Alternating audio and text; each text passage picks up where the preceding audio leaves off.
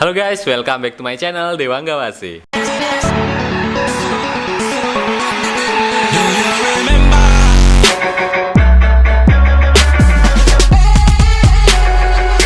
Hai guys, apa kabar nih hari ini? Semoga kalian sehat-sehat aja, baik-baik aja, dan terhindar dari penyakit yang sekarang lagi mewabah ya. Oke, dan di video kali ini aku bakal menceritakan sebuah kisah yang pernah dialami seseorang atau mungkin orang-orang yang ada di sekitar kita, atau bahkan teman-teman kita, atau bahkan kalian sendiri ya. Aku bakal menceritakan sebuah kisah horor yang pernah dialami orang-orang yang sedang berkunjung ke Yogyakarta. Jangan lupa untuk subscribe dulu supaya aku makin semangat nih, biar aku produksi terus videonya, biar aku syuting terus seperti itu ya. Dan lanjut aja, langsung kita ke cerita yang pertama. Jadi di cerita pertama ini dialami oleh 4 orang cewek gitu ya, yang berasal dari Surabaya, yang akan berlibur ke Yogyakarta dan sempat viral di Twitter. Jadi utasan tersebut pertama kali diunggah di Twitter oleh seseorang dengan nama akun Chocopai. Namun utasan tersebut ia ambil dari Instagram Story.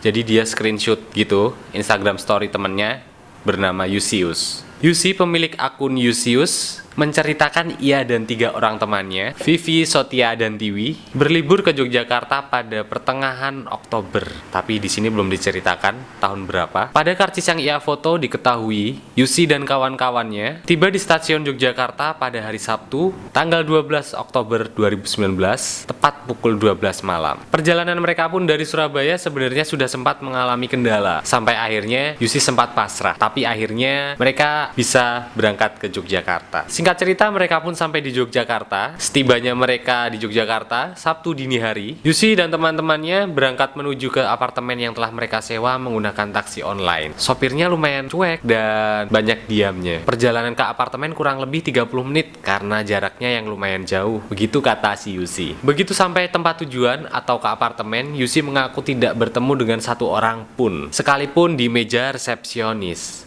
Dan kunci kamar mereka dititipkan ke salah seorang security-nya. Setelah mendapatkan kunci dari seorang security, Yusi dan teman-temannya menuju ke lantai 9 ke kamar yang sudah mereka pesan. Setelah tiba di lantai 9, aku nggak tahu nih kenapa pengen banget ngelihat ke arah salah satu kamar yang terbuka dan kebetulan kosong, dan kebetulan juga tempatnya itu gelap banget. Terus tiba-tiba ada bayangan gitu sekelebatan. Kisah Yusi. Pada malam pertama menginap di apartemen itu, Yusi mengaku berkali-kali dihinggapi perasaan tidak enak. Keesokan harinya ia merasakan sebuah keganjalan lantaran ternyata pemandangan yang bisa ia lihat dari atas balkon adalah sebuah pemakaman yang batu nisannya berwarna hitam semua. Nah, jadi dari balkonnya, dari balkon tempat mereka menginap, itu bisa dilihat ya guys, sebuah pemakaman dengan batu nisan yang berwarna hitam semua. Wah, agak serem juga ya ternyata. Dengan menghiraukan hal tersebut, Yusi dan teman-temannya berwisata ke daerah Taman Sari, lalu ke Pantai Parangtritis.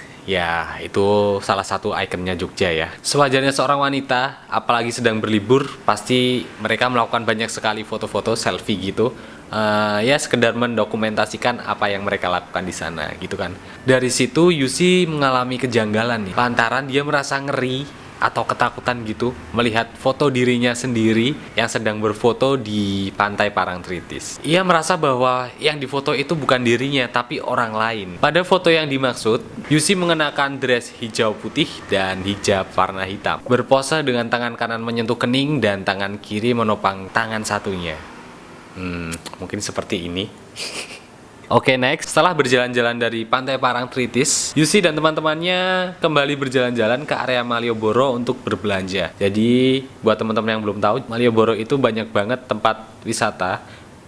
Bukan tempat wisata, tapi lebih ke tempat ya wisata belanja gitu ya, karena banyak banget pedagang kaki lima dan pusat-pusat perbelanjaan yang berada di sana. Setelah puas berbelanja, Yusi dan teman-temannya akhirnya pulang setelah hari mulai larut malam. Setelah beberapa hari dan akhirnya pada malam keempat, akhirnya mereka tidur bersama karena takut mengalami kejadian-kejadian horor lainnya. Yusi sendiri menceritakan bahwa ia sempat merasakan guncangan keras dari bawah kasurnya tanpa ia ketahui apa sebabnya. Dan pada saat waktunya tiba mereka untuk meninggalkan Yogyakarta atau pulang kembali ke Surabaya, Yusi dan kawan-kawan meninggalkan apartemen itu pada pagi hari. Namun lagi-lagi Yusi tidak melihat satu orang pun di sana meskipun banyak sekali kendaraan di area parkir. Dan mereka pun menaiki taksi online lagi untuk menuju ke stasiun. Di dalam perjalanan, sopir taksi online itu menceritakan sebuah kisah tentang sepasang pasutri yang pernah menginap di tempat itu. Yusi juga menambahkan bahwa sopir itu menanyakan beberapa hal. Apakah ada yang menjaga apartemen itu? Dan apakah bertemu dengan seseorang di apartemen itu? Dan semua pertanyaan dijawab tidak oleh Yusi.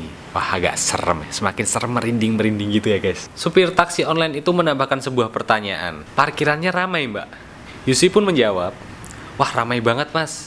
Sampai susah parkirnya. Wah, terus orang-orangnya kemana ya guys? Biasanya kan kalau parkiran ramai harusnya di dalamnya ramai gitu. Supir taksi online pun mengatakan bahwa ia bersyukur karena mereka, Yusi dan teman-temannya itu baik-baik aja guys. Jadi sempat bilang sih, besok jangan diulangin lagi ya mbak. Untung masih pada selamat nih. Nah itu juga kan guys bikin semakin horor gitu ya. Kesannya jadi kayak ada apa-apa banget gitu di apartemen itu. Ya setelah foto itu diposting pun beberapa teman Yusi berkomentar itu nggak mirip sama kayak Yusi. Wah, makin serem banget ya guys. Ya tapi semua balik lagi sama kita. Entah itu kebetulan atau entah memang terjadi sesuatu kejanggalan, ya cuman Tuhan yang tahu gitu ya guys ya. Tapi nggak selang beberapa lama setelah postingan itu viral, seseorang yang sebagai investornya memberi tanggapan tentang tweet tersebut. Investor tersebut memberi tanggapan bahwa sebelumnya mereka, Yusi dan teman-temannya sudah diberitahu bahwa lokasinya seperti itu, dan memang kalau untuk di apartemen kunci kamar memang dititipkan pada bagian security guys. Jadi investornya itu menyangkal argumen Yusi bahwa argumen Yusi itu terlalu dibuat-buat seakan-akan biar menjadi kayak semakin horor gitu ya.